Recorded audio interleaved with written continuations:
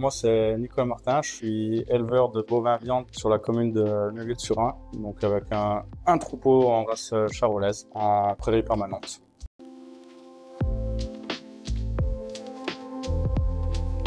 Savoir où je me situais par rapport à l'autonomie protéique de mon élevage et puis voir mes axes d'amélioration.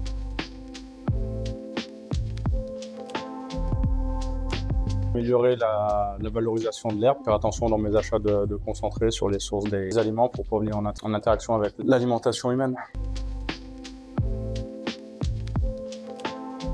Alors, je m'appelle François Lionel, j'ai une exploitation de vaches allaitantes au pied du Jura, dans le canton de Vaud, en agriculture biologique, avec comme particularité centrée sur principalement la remonte d'engraissement et l'élevage d'une race rustique. 100% des vaches sont estivées en exploitation, c'est une trentaine d'hectares avec quasiment 100% de surface herbagère.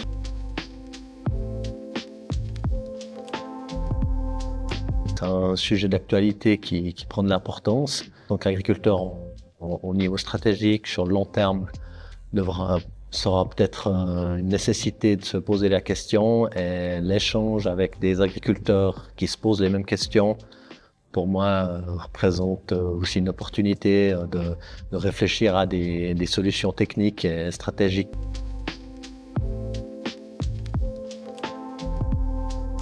Les leviers en lien avec l'efficience qui ont déjà été mis en place, c'est la stratégie de maximiser l'estivage, quasiment 100% du troupeau qui est estivé, qui me permet vraiment d'optimiser ma production fourragère. Et une autre mesure qui a été mise en place depuis quelques années, c'est l'utilisation d'une mélangeuse qui me permet de réduire les pertes de fourrage à la crèche, d'intégrer des fourrages plus grossiers qui seront mieux valorisés par le bétail.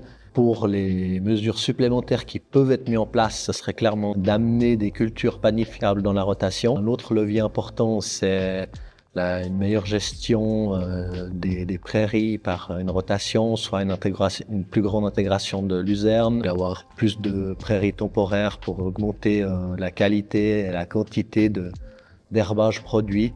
Et enfin, au niveau de l'élevage, avoir une bonne stratégie d'élevage, notamment en optimisant les croisements.